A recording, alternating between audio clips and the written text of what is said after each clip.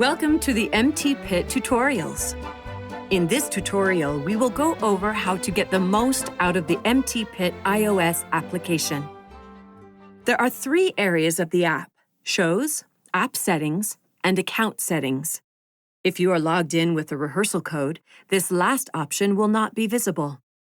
Tapping on Shows will bring you to a list of all shows the device has access to. Here you can see the expiration date and whether or not the tracks are rehearsal tracks or production tracks. Rehearsal tracks will have a parentheses RT in front of the show's title and the individual song titles. If there is no parentheses RT, you are accessing production tracks. Tapping on the show title will show the tracks playlist with each track listed. The track titles will have cue numbers that will correspond with the cue sheet provided on the organization's dashboard. Some songs may be combined due to segues noted in the score. Some cues may be split into individual tracks, making space for dialogue and casuras, or railroad tracks noted in the score. Underneath each cue title is the track length and the size of the audio file. Before downloading the tracks, ensure you have a strong Wi-Fi connection. A weak Wi-Fi connection may lead to problems in the download process.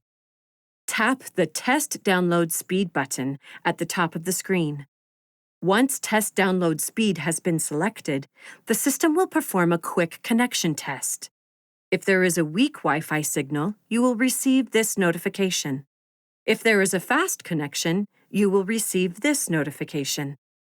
There are two ways to download the tracks, individually or as a group. To download individual tracks, simply tap them one at a time. To download all of the tracks, click Download All up near the top of the screen.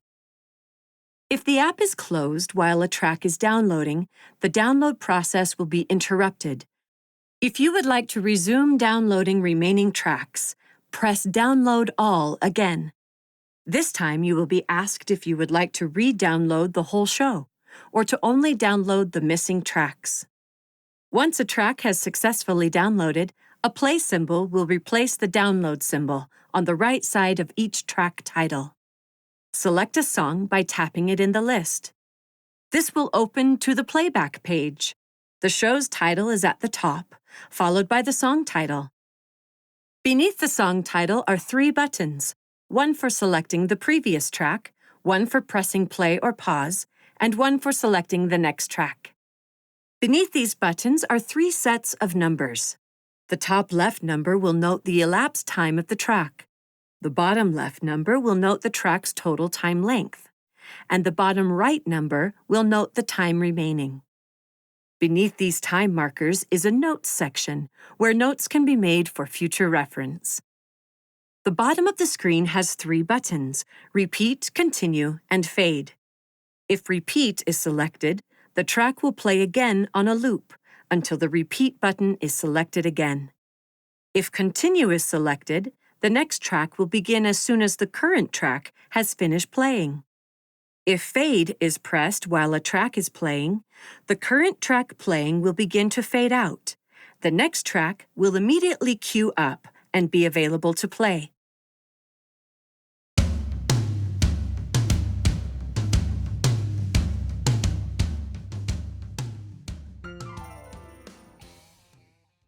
This feature is useful when the next cue needs to be played as soon as possible. Now that we have explored the Shows area, tap the back arrow in the top left corner until you return to the main menu. The next area we will explore is the App Settings. Here, the fade length time can be adjusted. Tap the box and enter the time desired. Please note that the fade length entered here will affect all tracks in the playlist. Once the desired time has been entered, tap Save Settings. If the settings are not saved, the adjusted fade length will erase and default back to 3 seconds. App settings can also be accessed through the Playback Page by tapping this icon in the bottom right of the screen. Let's return to the main menu. The last area we will explore is Account Settings. This option will only appear if you are logged in with a personal account. If you are logged in with a rehearsal code, this option will not be available in the main menu. Tapping on Account Settings will open the My Info section. This will display this user's credentials and the option to change your personal password. Tapping My Devices will list all of the devices connected to this personal username. If there are any devices listed that need to be removed from the list, such as devices that are no longer functional or are no longer in use, remove them by swiping them to the left and pressing Delete. Tapping My Codes will list all active rehearsal codes connected to your personal username. If there are rehearsal codes that need to be removed from the list, remove them by swiping them to the left and pressing Delete. Once a show expires, the access code will automatically remove itself from this list. This concludes the tour of the iOS application.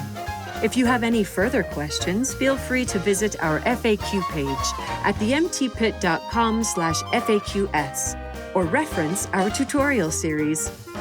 Thank you for watching and have a great show.